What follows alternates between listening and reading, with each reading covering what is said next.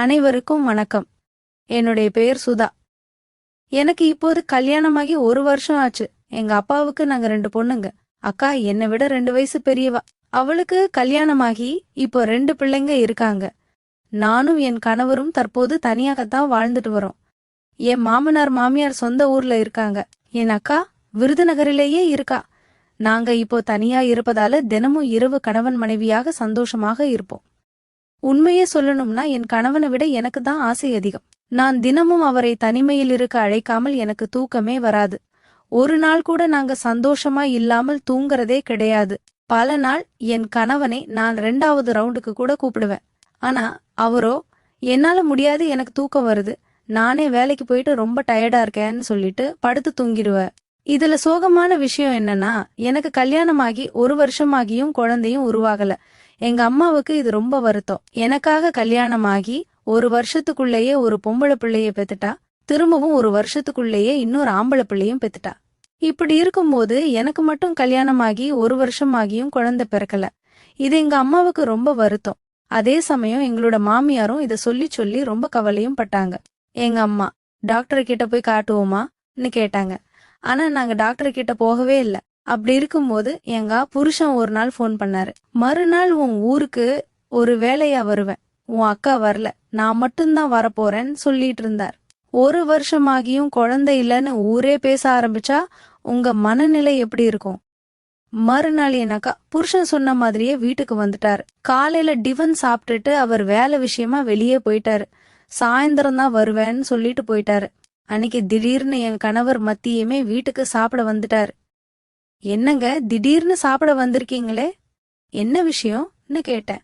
எல்லா ஆபீஸ்ல ஒரு முக்கியமான விஷயம், அதனால என்ன, வெளியூருக்கு போக சொல்லிருக்காங்க, அதனால ட்ரெஸ் எடுத்துட்டு போறதுக்கு வந்தேன்னு சொல்லி மதியம் வந்து சாப்பிட்டுட்டு அவசர அவசரமா ஆபீஸ் விஷயமா வெளியூர் போயிட்டாரு. போகும்போதே மச்சான் வந்தாருன்னா அவரை தங்கிட்டு ஒரு நாள் இருந்துட்டு நாளைக்கு ஊருக்கு போக சொல்லு. வந்த இடத்துல நானும் அவரை சந்திச்சு பேசவே இல்லை. அதே மாதிரி வந்த உடனே அனுப்பிட்டாலும் ரொம்ப மன வருத்தமா இருக்கும். அதனால பேசாததால ஒரு நாள் தங்கிட்டு அனுப்ப சொல்லு, அப்பதான் நல்லா இருக்கும்னு சொல்லிட்டு என் புருஷனும் சாப்பிட்டுட்டு உடனே வெளியூருக்கு கிளம்பிட்டாரு. சாயந்தரம் வரேன்னு சொன்ன என் மாமாவும் சாயந்தரம் வரவே இல்லை. அவர் நைட்டு 8 மணிக்கு தான் வந்தாரு. சாப்பிட்டுட்டு உடனே நான் கிளம்புறேன், இப்பவே லேட் ஆயிடுச்சு, ஊருக்கு போறேன்னு சொன்னாரு.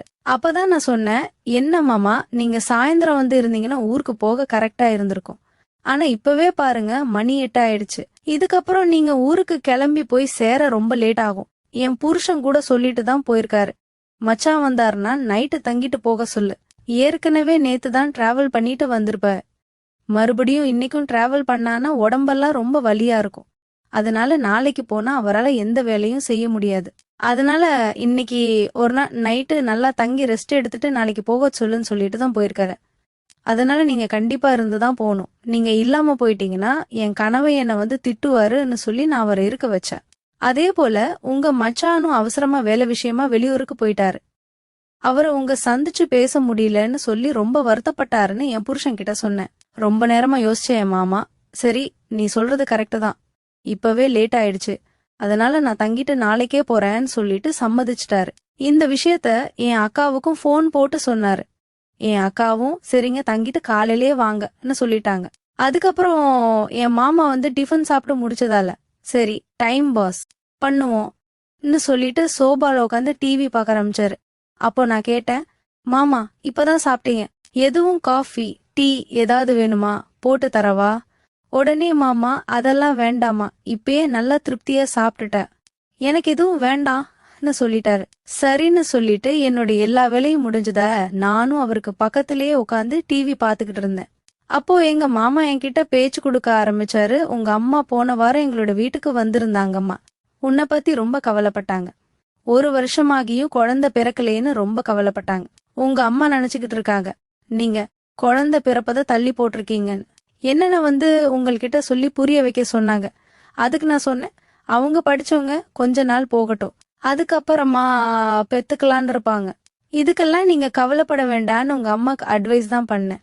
அதுக்கு உங்க அம்மா, மாப்பிள்ள நீங்க சொல்றீங்க, நீங்களும் என் மூத்த மகள் மேகலாவும் படிக்கலையா, உங்களுக்கு கல்யாணமாகி 1 வருஷத்திலேயே குழந்தை பிறக்கலையா, படிப்பு வேற இது வேற நீ எனக்கு புத்திமதி சொன்னாங்க.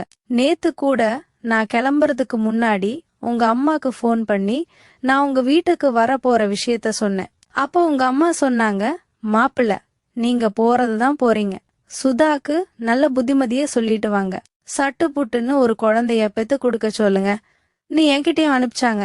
அப்படியே எங்க மாமாவும் சொன்னாங்க, சுதா நீ படிச்சவ, இந்த விஷயத்த நீ தள்ளி போடலாமா, மச்சான் சொல்லி புரிய வை, சீக்கிரமாவே நல்ல ஒரு குழந்தைய பெத்துக்கங்க.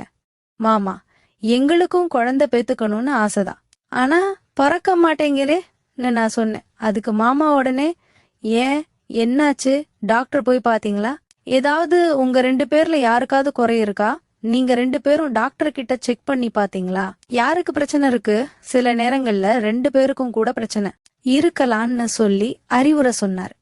மாமா எங்களுக்கும் குழந்தை பெத்துக்கணும்னு ஆசைதான், ஆனா பொறக்க மாட்டேங்குதே மாமான்னு சொன்னேன். உடனே மாமா, ஏன் என்னாச்சு, டாக்டர் போய் பாத்தீங்களா, சில நேரம் குறை 2 பேருக்கும் கூட இருக்கலாம், மச்சானையும் கூட்டிட்டு போய் பாத்தியா, டாக்டர் என்ன சொன்னாங்க. உடனே நான் சொன்னேன், டாக்டர் கிட்ட போகல மாமா, அதுக்கு அவசியமும் இல்ல. என்ன என்ன சொல்ற, என்ன விஷயம், எனக்கு புரியல, கொஞ்சம் புரியபடி சொல்லன்னு சொன்னாரு. அப்போ நான் சொன்ன ஒரு விஷயம்தான் என் மாமாவுக்கு பேரதிர்ச்சியா இருந்துச்சு. அப்போ எனக்கு அழுக வந்துருச்சு. உடனே மாமா வந்து அழாதேமா ஆறுதல் சொன்னார். நான் சொன்னேன், மாமா ஏன் டாக்டர் கிட்ட போகலன்னு நான் சொல்றேன்னு தெரியுமா, நான் சொல்றத கேட்டு நீங்க அதிர்ச்சியாக கூடாது, இந்த விஷயம் என்னுடைய அம்மா அப்பாவுக்கு கூட தெரிய வேண்டாம். நான் சொல்லும் போதே என் மாமாவுக்கு பேரதிர்ச்சியா இருந்துச்சு. என்ன அப்படி இவ சொல்ல போறான்னு ரொம்ப அதிர்ச்சியாவே கேட்டுக்கிட்டு இருந்தாரு. இந்த விஷயத்த என் அம்மா கிட்ட நீங்க சொல்லிராதீங்க, அவங்களால இது தாங்கவே முடியாதுன்னு நான் சொன்னேன். என்னம்மா சொல்ற, என்னம்மா அப்படி பிரச்சனைன்னு கேட்டாரு. சரி சுதா, நான் யார்கிட்டயும் சொல்ல மாட்டேன், உன் மேல ப்ராமிஸ், உண்மையான காரணத்தை நீ சொல்லுன்னு சொல்லி கேட்டாரு. நான் உங்ககிட்ட உண்மையான காரணத்தை வெக்கத்தை வெட்டி சொல்றேன் மாமா. நாங்க தினமும் இரவு ஒன்னாதான் படுக்கிறோம். என்னதான் அவரு உடம்பு கட்டுமஸ்தானா போல இருந்தாலும் கூட அவரு அந்த விஷயத்துக்கு லாயக்கே இல்ல, அவரு இரவு வேலைக்கு லாயக்கே இல்ல மாமான்னு சொன்னேன். என்னம்மா சொல்ற, எனக்கு கொஞ்சம் குழப்பமா இருக்கு, விளக்கமா சொல்லுமா நான் மறுபடியும் கேட்டாரு. அவர் இப்படி கேட்டதுமே எனக்கு அழுக வந்துருச்சு. நானும் அழுதுகிட்டே சொல்ல ஆரம்பிச்சேன், மாமா அவரு நல்லவர் தான், என் மேல ரொம்ப பிரியம் அதிகம்தான், ஆனா அவரோடது என்ன கர்ப்பமாக்குற அளவுக்கு இருக்காது. அது மட்டும் இல்ல, அவரால் 5 நிமிஷத்துக்கு மேல தாக்கு பிடிக்கவும் முடியாது. அப்படியே அவர் கஷ்டப்பட்டு என் கூட ஒரு 5 நிமிஷம் இருந்தாலும் அவரோடது ரொம்ப தண்ணியா இருக்கும், அணுக்களே இருக்காது. ஏன் இப்படி இருக்கு என்ன ஏதுன்னு சொல்லி நம்ம டாக்டர் கிட்ட போலாமான்னு நான் கூப்பிட்டு பார்த்தேன். ஆனா அவர் வந்தவரை மறுத்துட்டாரு. சரி, நான் ஏன் இவருக்கு இப்படி இருக்குன்னு சொல்லி நெட்ல வந்து சர்ச் பண்ணி பார்த்தேன். அப்பதான் ஒரு விஷயம் புரிஞ்சுது. ஆண்களுக்கு அணுக்கள் அதிகமா இருந்துச்சுன்னா கட்டியா இருக்கும்னு, ஆனா உக்களே இல்லாம இருந்தா ரொம்ப தண்ணியா இருக்கும்னு போட்டிருந்துச்சு. அப்பதான் நான் புரிஞ்சுக்கிட்டேன், என் கணவனுக்கு அணுக்களே இல்ல, அதனாலதான் என்னால குழந்தைய உருவாக்க முடியலன்னு சொல்லி நான் புரிஞ்சுக்கிட்டேன் மாமான்னு கதறி அழுதேன். இப்படி இருக்கும்போது எப்படி மாமா எனக்கு குழந்தை பிறக்கும், ஒரு ரகசிய உறவு தொடங்கினா அது எங்கு செல்லும், எல்லாம் நல்லதா முடியுமா, நானும் அவரை ஹாஸ்பிட்டலுக்கு கூப்பிட்டா கூட அவர் வரமாட்டேங்கிறாரு, அவர்கிட்ட உங்களுக்கு ஆண்மையே இல்ல, அணுக்களே இல்லன்னு சொல்ற தைரியமும் எனக்கு இல்ல, அது அவரே வந்து தெரிஞ்சுக்கணும். ஆனா அவர் அதுல கவனமே செலுத்த மாட்டேங்கிறார். அவரை பொறுத்த வரைக்கும் அவர் ஆரோக்கியமா தான் இருக்கிறார், தான் ஒரு ஆம்பளன்னு நினைப்பு தான் அவருக்குள்ளேயே இருக்கு. அந்த இதை எப்படி மாமா நான் உடைக்க முடியும், அவர்கிட்ட போய் நீங்க ஆம்பளையே இல்லன்னு என்னால எப்படி சொல்ல முடியும், என் மேல அன்பாவும் பாசமாவும் இருக்கிறார். அப்படிப்பட்ட மனுஷனோட மனசை நோகடிக்க நான் விரும்பல மாமான்னு சொல்லி நான் அழுதுகிட்டே இருந்தேன். அப்ப என் மாமா என்கிட்ட வந்து அழாதம்மா அழாதன்னு ஆறுதல் சொன்னாரு. அப்ப நான் அவர் மீது சாஞ்சுக்கிட்டேன். அவர் என்னோட கண்ணெல்லாம் தொடச்சு விட்டாரு, ஆறுதலா சில வார்த்தைகளையும் சொன்னாரு. அப்படியே சொல்லிட்டு இருக்கும்போது நான் இன்னும் கொஞ்சம் பலம் கொடுத்து அவர் மீது சாய்ஞ்சுக்கிட்டேன். அழுதுகிட்டே ஒரு விஷயத்த சொன்னேன், மாமா நான் சொல்றேன்னு தப்பா எடுத்துக்காதீங்க, ஊரு வாயை அடைக்கிறதுக்கு நீங்க நினைச்சா எனக்கு உதவ முடியும். என்னம்மா சொல்ற, எனக்கு புரியலையே, புரியற மாதிரி சொல்லுன்னு சொன்னாரு. இல்ல மாமா, நீங்க நினைச்சா எனக்கு ஒரு குழந்தைய பெத்து தர முடியுமா, அதாவது நீங்க என் கூட ஒரு தடவை இருந்தா போதும், நான் கர்ப்பமாயிடுவேன், அதை என் கணவனுக்கு அவரால தான் குழந்தைன்னு நினைச்சுக்கிட்டு சந்தோஷமா இருப்பாரு, ஊரு வாயும் அடங்கிடும்னு சொன்னேன். உடனே மாமா அதிர்ச்சியோடு, என்னம்மா சொல்ற, இது தப்பு சுதா, இது ரொம்ப தப்புன்னு சொன்னாரு. ஆனால் நான் அழுதுகிட்டே, மாமா ப்ளீஸ், எனக்கு இது மட்டும்தான் வழி, நீங்க உதவி செய்யணும்னு கெஞ்சினேன். ரொம்ப நேரம் யோசிச்ச மாமா, சரி சுதா, உன் கஷ்டம் எனக்கு புரியுது, ஒரு தடவை மட்டும்னு சொல்லி சம்மதிச்சாரு. அன்னைக்கு நைட்டு என் கணவர் இல்லாததால நாங்க 2 பேரும் ஒன்னா இருந்தோம். அடுத்து என்ன நடந்தது? ஒரு தவறு திரும்ப திரும்ப நடக்க ஆரம்பிச்சா அது எப்போது நிக்கும்? சந்தேகம் எதுவும் வராதான்னு கேட்டார். இல்ல மாமா, வராது. நானும் என் மாமாவும் நானும் என் புருஷனும் தினமும் சந்தோஷமா தான் இருப்போம். அதனால நான் கர்ப்பமாயிட்டேன்னா இது அவருக்கு குழந்தைன்னு நினைக்கிற டவுட் அவருக்கு நிச்சயம் வராது. அவரை பொறுத்த வரைக்கும் அவர் ஆண்மகனாதான் இருக்கிற நினைப்பு அவருக்குள்ள இருக்கு. அதனால டவுட் எதுவுமே வராதுன்னு நான் சொன்னேன். உடனே மாமாவும் சரின்னு சொல்லிட்டு நாங்க 2 பேரும் தூங்கிட்டோம். அதன் பிறகு காலையில என் மாமா ஊருக்கு கிளம்ப போக கிளம்பிக்கிட்டு இருந்தாரு. நானும் சரி அவருக்கு தேவையான சாப்பாடு எல்லாம் சமைச்சுக்கிட்டு இருந்தேன். அப்போ கிளம்புறதுக்கு முன்னாடி என் மாமாவே, நம்ம இன்னொரு தடவை பண்ணலாமான்னு கேட்டாரு. எனக்கும் அது ஆசைதான். சரின்னு சொல்லிட்டு அன்னைக்கு அவர் கிளம்புறதுக்கு முன்னாடியும் நாங்க ஒன்னா இருந்தோம். அதன் பிறகு என் மாமா ஊருக்கு கிளம்பிட்டு போயிட்டாரு. என் மாமா கிளம்பி போன கொஞ்ச நேரத்திலேயே என் வீட்டுக்காரரும் வந்தாரு. மச்சான், அதுக்குள்ளே கிளம்பி போயிட்டாரா? ஆமாங்க, அதுக்குள்ளே கிளம்பி போயிட்டாருன்னு சொன்னேன். அவரும் சரின்னு சொல்லிட்டு வீட்ல இருந்தார். அவர் வெளியூருக்கு போயிட்டு வந்ததால அன்னைக்கு ஆபீஸ்க்கு போகவில்லை. ஆபீஸ்ல ஒரு நாள் ரெஸ்ட் எடுத்துட்டு வா என்று லீவும் கொடுத்துட்டாங்க. அதனால அன்னைக்கு என் கணவன் வீட்ல தான் இருந்தார்.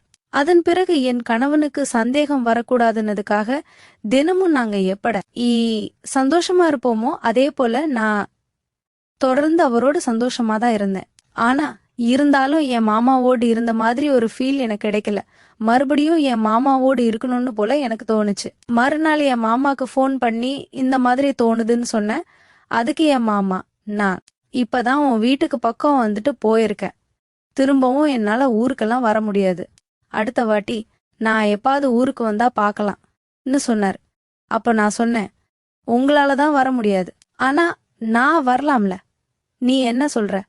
ஆமா மாமா, நான் உங்க வீட்டுக்கு வரேன், நான் ஊருக்கு வரேன், என் புருஷன்கிட்ட சொல்லிட்டு என் அம்மாவை பார்க்கணும், என் அக்காவை பார்க்கணும்னு சொல்லிட்டு நான் ஊருக்கு வரேன். நமக்கு அங்கே ஏதாவது ஒரு கேப் கிடைக்காதா? அங்கே ஏதாவது சான்ஸ் கிடைச்சா நம்ம சந்தோஷமா இருக்கலாம்னு சொன்னேன். உடனே மாமாவும் சரின்னு சொல்லிட்டாரு. அதுக்கப்புறம் நான் என் ஹஸ்பண்ட் கிட்ட பெர்மிஷன் கேட்டுட்டு ஊருக்கு கிளம்புனேன். கிளம்பும் போதே என் மாமாட்ட சொல்லிட்டேன், நான் காலையில ஊருக்கு வந்து இறங்குவேன், நீங்க தான் வந்து பிக்கப் பண்ணும். மாமாவும் சரி, நான் வந்து பிக்கப் பண்றேன்னு சொன்னாரு. அப்போ எங்க மாமா எனக்காக காலையிலேயே பஸ் ஸ்டாண்ட்ல வந்து காத்துக்கிட்டு இருந்தாரு. நான் சொன்னேன், நம்ம இப்போ நேரா வீட்டுக்கெல்லாம் போக வேண்டாம், பக்கத்துல ஏதாவது லாட்ஜ் இருந்துச்சுன்னா அங்க கொஞ்ச நேரம் போய் தங்கிட்டு வீட்டுக்கு போவோம், ஒரு மணி நேரம் லேட்டா போவோம். அக்கா கேட்டா, பஸ் பிரேக் டவுன் இல்ல பஸ் லேட்னு ஏதாவது காரணம் சொல்லிக்கலாம். உடனே மாமா சிரிச்சு சுக்கிட்டே, சரி போகலாம் வான்னு சொல்லி என்ன பக்கத்துல இருந்த ஒரு லாட்ஜிக்கு கூட்டிட்டு போனாரு. அங்க போய் நாங்க 2 பேரும் மறுபடியும் சந்தோஷமா இருந்தோம். அதுக்கப்புறம் எங்க மாமா என்ன வீட்டுக்கு கூட்டிட்டு போனாரு. அதன் பிறகு நான் எப்போதும் போல என் அக்காவோடு இருந்து என் அம்மாவை பார்த்துட்டு 2 நாள் சந்தோஷமா இருந்தேன். அதன் பிறகு மறுபடியும் மாமா என்ன பஸ் ஏத்தி விடுங்கன்னு சொன்னேன். அன்னைக்கு முன்னாடியே சொல்லிட்டேன், எனக்கு பஸ் நைட்டு 10 மணிதான், ஆனா நான் 5 மணிக்கே பஸ் ஏற போறேன்னு எல்லார்ட்டையும் சொல்லிட்டேன். அதே மாதிரி நீங்களும் என்ன 5 மணிக்கே பஸ் ஸ்டாண்ட்ல கொண்டு விட்டுருங்க. நீங்க அப்படியே என்ன பஸ் ஸ்டாண்ட்ல விட்டுட்டு ஒரு வேலை விஷயமா யாரையோ பார்க்க போறேன்னு அக்கா கிட்ட சொல்லிருங்க. நான் பஸ் ஸ்டாண்டுக்கு போக மாதிரி சீக்கிரமா போய் மறுபடியும் அந்த லாட்ஜ்ல போயிட்டு 2 மணி நேரம் இருந்துட்டு சந்தோஷமா இருந்துட்டு என்ன பஸ் ஏத்தி விட்டுருங்கன்னு சொன்னேன். மாமாவும் அதே மாதிரி சரின்னு சொல்லிட்டு என் அக்கா கிட்ட சொல்லிட்டு என்ன பஸ் ஏத்தி விடுறேன்னு சொல்லி மறுபடியும் அதே லாட்ஜ்ல கொஞ்ச நேரம் சந்தோஷமா இருந்தோம். அதன் பிறகு என்ன பஸ் ஏத்தியும் விட்டுட்டாரு. அந்த மாசத்திலேயே நான் கர்ப்பமும் ஆனேன். எனக்கு அழகான ஒரு ஆண் குழந்தையும் பிறந்தது. அந்த குழந்தை பார்க்க என்ன மாதிரியே இருந்துச்சு, துளி கூட என் மாமா மாதிரி இல்ல. அதனால என் கணவனுக்கு சந்தேகம் வரல. அவராலதான் நான் கர்ப்பமானேன்னு நினைச்சுக்கிட்டு இருந்தாரு. அதன் பிறகு அடிக்கடி என் மாமா எப்பெல்லாம் என் ஊருக்கு வராரோ அப்பெல்லாம் என் வீட்டுல தங்கிட்டு தான் போவாரு. இப்படியே எங்க தகாத உறவு தொடர ஆரம்பிச்சது. என் கணவனுக்கு சந்தேகம் வரக்கூடாதுன்னதுக்காக மறுபடியும் என் மாமாவாலேயே மறுபடியும் கர்ப்பமாகி மீண்டும் ஒரு பெண் குழந்தையும் பெற்றுக்கிட்டேன். அதனால என் கணவனும் அவரால தான் நான் கர்ப்பமாகி 2 குழந்தைய பெத்துக்கிட்டேன்னு சந்தோஷப்பட்டாரு. அவருக்கு என் மேல துளி கூட சந்தேகமும் வரல. இப்படியே ஒரு நாள் என்னை பார்ப்பதற்காக என் அம்மாவும் அப்பாவும் வந்திருந்தாங்க. அவங்க வந்து என் குழந்தையோட ஆடி பாடி சந்தோஷமா விளையாடி மகிழ்ந்தாங்க. அதன் பிறகு நாங்க எல்லாரும் ஒன்னா உட்காந்து சாப்பிட்டோம். சாயந்தர நேரத்துல என் அம்மாவும் அப்பாவும் ஊருக்கு கிளம்புவதா சொன்னாங்க. அப்போ என் கணவன், நானே என் கார்ல உங்களை அழைச்சிட்டு போய் பஸ் ஏத்தி விடுறேன், நானே உங்களை வழி அனுப்பி வைக்கிறேன்னு சொல்லிக்கிட்டு என் அம்மாவையும் அப்பாவையும் அழைச்சிட்டு போனாரு. ஆனால் போகும் வழியில எதிர்பாராத விதமா ஒரு விபத்து ஏற்பட்டது. அந்த விபத்துல என் அம்மாவும் அப்பாவும் என் கணவனும் சம்பவ இடத்திலேயே இறந்துட்டாங்க. இதை அறிஞ்சு நான் பேரதிர்ச்சி இழந்தேன். என் கணவனோட உடலை கட்டிப்பிடிச்சு கதறி அழுதேன். என்னதான் என் அக்காவின் கணவனோடு நான் தகாத உறவு வைத்திருந்தாலும் நான் என் கணவன் மேல அன்பாவும் பாசமாவும் இருந்தேன். அவரும் என் மேல அன்பாவும் பாசமாவும் தான் இருந்தார். எனக்கு வேண்டிய எல்லாத்தையும் வாங்கி தருவார்.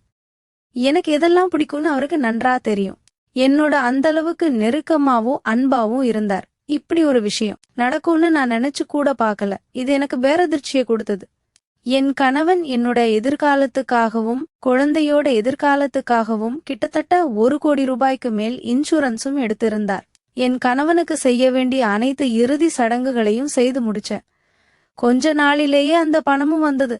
அதன் பிறகு நான் மட்டும் இங்க எப்படி தனியா இருப்பது? அதனால நாம ஊருக்கே சென்றுடலாம். அக்காவோட துணை நமக்கு இருக்கும், மாமாவோட துணை நமக்கு இருக்கும். நீ எண்ணி இந்த வீட்டை காலி செய்து விட்டு ஊருக்கே சென்றுட்டேன். அதன் பிறகு நான் தனியா ஒரு வீடு எடுத்து என் குழந்தைகளோடு வசிக்க ஆரம்பிச்சேன். எனக்கு எந்த உதவி தேவைப்பட்டாலும் என் மாமா தான் எனக்கு செஞ்சு கொடுத்தார். எனக்கு 2 குழந்தைகள் பிறந்த பிறகு நான் குடும்ப கட்டுப்பாடு செய்துகிட்டேன். நான் அங்கு சென்ற பிறகு எனக்கும் என் மாமாவுக்கும் அந்த உறவு மீண்டும் தொடர்ந்தது. இதனால நாங்க தினமும் அடிக்கடி உல்லாசமா இருக்க ஆரம்பிச்சோம். நாட்கள் செல்ல செல்ல என் அக்காவின் கணவன் என் வீட்டில் அதிக நேரம் இருப்பது என் அக்காவுக்கே சந்தேகத்தை ஏற்படுத்தியது. இதனால என் அக்கா எங்களை ரகசியமா கண்காணிக்க ஆரம்பிச்சாங்க. அப்போதுதான் என் அக்காவுக்கே ஒரு பேரதிர்ச்சி காத்திருந்தது. அவர் எனக்கும் என் மாமாவுக்கும் தகாத உறவு இருப்பதை கண்டுபிடிச்சிட்டாங்க. இதனால அவர் என்னிடமும் சண்டை போட்டாங்க, அவர் கணவனிடமும் சண்டை போட்டாங்க. இதனால கணவன் மனைவிக்கு இடையே அடிக்கடி தகராறு ஏற்பட ஆரம்பிச்சது. ஆனா நாங்க எங்க தகாத உறவை நிறுத்தல, தொடர்ந்து கொண்டே இருந்தோம். அடிக்கடி என் மாமா என் வீட்டுக்கு வந்து அதிக நேரம் தங்கிவிட்டு சென்று கொண்டே இருந்தார். நாட்கள் செல்ல செல்ல என் அக்காவுக்கு ஆத்திரம் அதிகமானது. ஒரு நாள் ஆத்திரத்தில் என் அக்கா கோபத்தில் என் மாமாவோட காலையே அடிச்சு உடைச்சிட்டாங்க. இந்த கால் இருக்க போய்த்தானே என் தங்கச்சி வீட்டுக்கு போறீங்க, இந்த காலை நான் உடைச்சிட்டா நீங்க எப்படி அங்க போவீங்கன்னு நானும் பாக்குறேன் கோபத்தில் என் மாமாவோட காலை உடைச்சிட்டாங்க. அதன் பிறகு என் மாமாவை ஆஸ்பத்திரியில் அட்மிட் பண்ணி சிகிச்சை அளிக்கப்பட்டது. என்னால் இந்த செய்தியை கேட்டு பேரதிர்ச்சி அடைந்தேன். என்னால் என் மாமாவை பார்க்காமலும் இருக்க முடியல. அதன் பிறகு நான் மருத்துவமனைக்கு போனேன். என்னை மருத்துவமனையில கண்டதுமே என் அக்காவுக்கு கடுமையான கோபம் ஏற்பட்டது. அவள் மருத்துவமனையிலேயே என்னோட கடுமையா சண்டை போட்டாங்க. அதன் பிறகு நான் வீட்டுக்கு வந்தேன். கொஞ்ச நாட்களா என் மாமாவை நான் சந்திக்கவே முடியல. என் மாமாவோட கால் குணமாகும் வரை நாங்க சந்திக்கல. அதன் பிறகு என் மாமாவுக்கு கால் குணமானது. அவர் என்னிடம் வந்து, நான் உன்னை திருமணம் செய்துக்கிறேன், திருமணம் செய்துக்குவோன்னு சொன்னாரு. எனக்கும் அதுதான் சரின்னு தோணுச்சு. நானும் சம்மதம் தெரிவிச்சேன். அதன் பிறகு மாமா என்னை திருமணம் செய்துக்கிட்டாரு. இது என் அக்காவுக்கு பேரதிர்ச்சியே கொடுத்தது. ஆத்திரமடைந்த என் அக்கா என் வீட்டிற்கே நேரா வந்து என்னிடம் சண்டையிட்டாங்க. அவர் நான் அணிந்திருந்த புடவையாலேயே என் கழுத்தை நெருக்கி கொலை செய்ய முயற்சி செய்தாங்க. அவரிடமிருந்து நான் எப்படியோ தப்பிச்சேன். ஆனா எனக்கு ஆத்திரம் ஏற்பட்டது. என்னையே நீ கொலை செய்ய பார்க்கிறாயா? கோபத்தில் நான் அதே புடவையை எடுத்து என் அக்காவின் கழுத்தில் சுற்றி துடிக்க துடிக்க நானும் கொலை செய்துட்டேன். நான் இப்படி ஒரு செயலை செய்வேன்னு நானும் எதிர்பார்க்கல. ஆத்திரத்தில் நான் இப்படி ஒரு தவறை செய்துட்டேன். என் அக்காவும் சம்பவ இடத்திலேயே துடி துடித்து இறந்துட்டாங்க. அதன் பிறகுதான் அக்காவையே கொண்டுட்டேனே நான் கதறி அழுதேன். அதன் பிறகு வீட்டுக்கு வந்த என் மாமா என் அக்காவின் பிணத்தை பார்த்து அதிர்ச்சியடைந்தாரு. அதன் பிறகு இந்த தகவல் போலீசாருக்கு தெரிய வந்தது. போலீசார் விரைந்து வந்து என் அக்காவின் சடலத்தை கைப்பற்றி பிரேத பரிசோதனைக்காக மருத்துவமனைக்கு அனுப்பி வைத்தனர். அதன் பிறகு என் மாமாவையும் சேர்த்தே கைது செய்தனர். ஆனால் இந்த கொலைக்கும் என் மாமாவுக்கும் எந்த சம்பந்தமும் இல்லைன்னு தெரிந்த பிறகு என் மாமாவை விட்டுவிட்டனர். தற்போது என்னுடைய 2 குழந்தைகளும் என் மாமாவுடைய 2 குழந்தைகளும் தாய் இல்லாமல் தவித்து வருகிறார்கள். நானும் என் அக்காவை கொலை செய்த பாவத்துக்காக சிறையில் கம்பி எண்ணிக்கிட்டு இருக்கேன். 4 குழந்தைகளை வளர்க்க முடியாமல் என் மாமாவும் தற்போது கஷ்டப்பட்டு கொண்டிருக்கிறார். இந்த சம்பவம் இந்த பகுதியில் பேரதிர்ச்சியை ஏற்படுத்தியது. அனைவருக்கும் வணக்கம். என்னுடைய பெயர் சுதா. எனக்கு இப்போது கல்யாணமாகி 1 வருஷம் ஆச்சு. எங்க அப்பாவுக்கு நாங்க 2 பொண்ணுங்க. அக்கா என்னை விட 2 வயசு பெரியவா. அவளுக்கு கல்யாணமாகி இப்போ 2 பிள்ளைங்க இருக்காங்க. நானும் என் கணவரும் தற்போது தனியாகத்தான் வாழ்ந்துட்டு வரோம். என் மாமனார் மாமியார் சொந்த ஊர்ல இருக்காங்க. என் அக்கா விருதுநகரிலேயே இருக்கா. நாங்க இப்போ தனியா இருப்பதால தினமும் இரவு கணவன் மனைவியாக சந்தோஷமாக இருப்போம். உண்மையே சொல்லணும்னா என் கணவனை விட எனக்கு தான் ஆசை அதிகம். நான் தினமும் அவரை தனிமையில் இருக்க அழைக்காமல் எனக்கு தூக்கமே வராது. ஒரு நாள் கூட நாங்க சந்தோஷமா இல்லாமல் தூங்கறதே கிடையாது. பல நாள் என்